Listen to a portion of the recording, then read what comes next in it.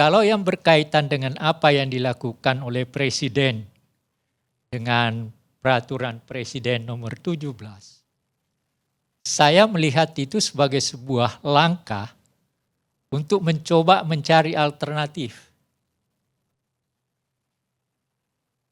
Karena persoalan ini sudah berlangsung sekian lama. G30S sudah 58 tahun. Peristiwa-peristiwa yang lain juga sudah 20-an tahun. Apakah itu bukan menjadi beban kita sebenarnya sebagai bangsa, terlepas terasakan atau tidak? Kan itu yang menjadi persoalan kita, dan yang dikemukakan oleh Presiden kan bukan hanya G30S, tapi ada 11 lainnya. Dan semua itu adalah bagian dari sebuah proses politik atau tanda kutip persoalan perebutan kekuasaan. Dan oleh karena itu, ke depan dengan peristiwa ini, saya mengajak kepada politikus untuk berpolitik secara benar. Memang politik itu adalah untuk mencari kekuasaan. Tetapi ada cara untuk mendapatkan kekuasaan tanpa saling membunuh. Nah, ini yang, tetapi tidak ada negara berkembang, celakanya di situ, yang baru merdeka, yang tidak mengawali proses membangun kehidupan bersamanya tanpa darah. Itu juga satu persoalan. Dan kita mengalami itu, Pak Kip. Sejak tahun 45 sampai akhir daripada bahkan awal dari reformasi, kan kita boleh dikatakan dan harus diakui kita berkelahi terus kok. Itu fakta. Terlepas daripada ideologi yang dipegang oleh masing-masing, itu adalah hak mereka. Yang mau jadi nasionalis silahkan, yang mau jadi agamais dalam arti kata ideologi Islam silahkan, yang ketika itu yang mau komunis ada, dan Bung Karno sudah menulisnya. Nah, ada satu hal yang sering dilupakan orang pada diri Bung Karno. Bung Karno ini sejak menerjunkan diri dalam politik, dalam pikirannya bangsa ini harus bersatu. Itu yang ditulis tahun 26. Yang aneh dalam pikiran orang, tidak mungkin yang namanya nasionalis, namanya komunis, namanya Islam bisa bersatu. Tapi dalam pikiran Bung Karno tahun 26, yang memang menghendaki agar supaya dalam proses membangun Indonesia yang merdeka hanya mungkin dilakukan dengan persatuan. Tapi dia sadar juga, tidak mungkin Islam dan komunis bisa bersatu. Itu ditulis. Tapi dia bilang, marilah kita melupakan itu dan masing-masing bisa membuang yang berbeda. Itu jelas dikatakan dalam hal itu.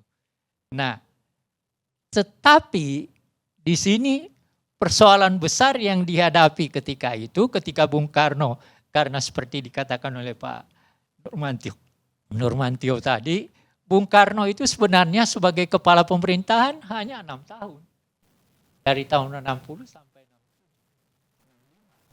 65 boleh dikatakan sudah dalam keadaan itu. Nah, ketika itulah dia ingat dan tidak ada orang bisa menyalahkan. Dia teringat akan idenya dan idenya kemudian dirumuskan kembali menjadi Nasakom.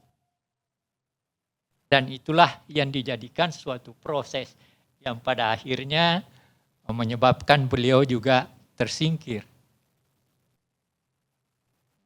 Tetapi bagi saya, ini semua adalah pelajaran yang baik dalam pengertian berjalan ke depan. Saya berbicara ini bukan, saya berbicara tentang sejarah, tapi sejarah yang saya bicarakan adalah untuk hari depan. Bukan untuk sejarah itu sendiri. Tidak ada gunanya belajar sejarah kalau sekedar sejarah itu sendiri. Tetapi di kekinian saya bicara tentang sejarah untuk berjalan bersama ke depan. Nah, di sini saya menanggapi apa yang dilakukan oleh Pak Jokowi, terlepas daripada ada yang setuju, ada yang tidak. Dia mencoba mencari jalan yang memungkinkan untuk bisa melihat jalan ke depan. Terlepas daripada saya, tentu saja dalam bagian tertentu saya sepakat dengan Pak Gatot dan gambaran yang diberikannya. Tetapi juga kita tidak bisa langsung menyatakan Pak Jokowi sebagai presiden salah. Gak bisa. Karena apa? Dia mencari satu jalan yang sudah menjadi beban sejarah selama hampir 60 tahun. Itu baru satu persoalan. Nah, bagaimana persoalan yang lain? Jadi kalau kita bicara, jangan hanya bicara tentang G30S. Walaupun sering dikatakan. Kan ada 11 yang lainnya yang tidak boleh dilupakan. Yang menjadi bagian dalam proses kehidupan kita. Dan siapakah yang melakukan itu?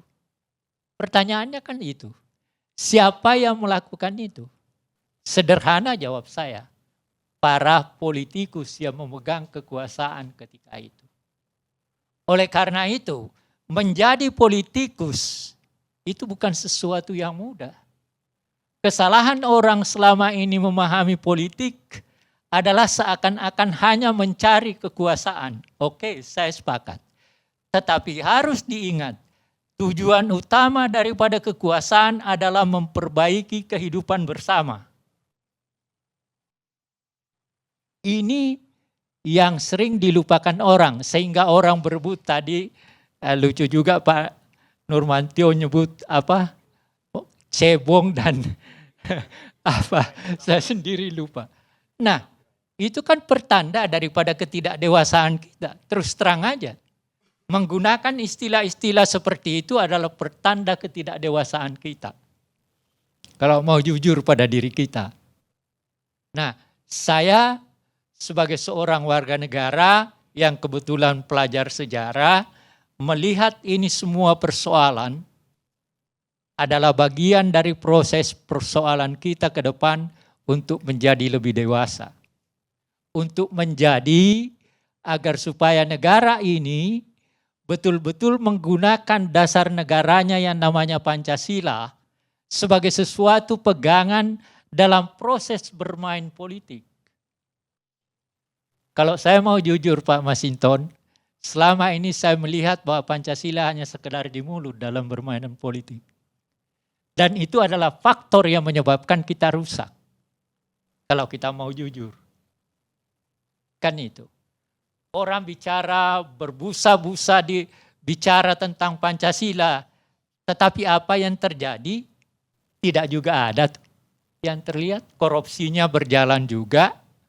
Saling maki berjalan juga. Kalau bermain atas dasar politikus yang berPancasila, maka rumusan daripada Pancasila itu harus dimaknai sebagai sesuatu permainan politik yang penuh dengan keberadaban, dengan nilai budaya yang tinggi. Andai kata permainan politik selama kita merdeka ini berjalan seperti itu, nggak terjadi kok hal ini. Tetapi saya mengerti juga bahwa terus terang aja, sebagai negara bekas jajahan, kita mencari pola-pola, cara-cara untuk mengatur kehidupan bersama kita. Itu yang belum kita temukan sebenarnya. Sehingga terjadilah apa yang terjadi hari ini, bahkan kita masih sering saling maki, presiden mengeluarkan ini, kita nganggap semua salah.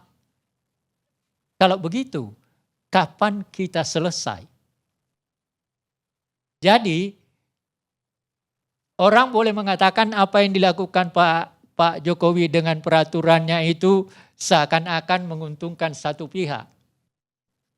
Silahkan, itu hak Anda untuk memberikan itu. Tetapi Kalau tidak ada jalan yang coba dibuka, kan tidak terjadi diskusi ini. Kalau Pak Jokowi tidak mengeluarkan peraturan ini, kita kan tidak duduk di sini. Dan kita akan tetap tidak menjadi dewasa. Kita akan selalu saling tuduh di antara satu dengan yang lain. Tetapi dengan adanya itu, maka sekarang kita duduk dan besok saya harap agar supaya masyarakat lebih terbuka lagi menerima kenyataan itu dengan satu catatan. Pak Masinton, tolong sampaikan kepada para politikus, bermain politiklah dengan peradaban yang tinggi.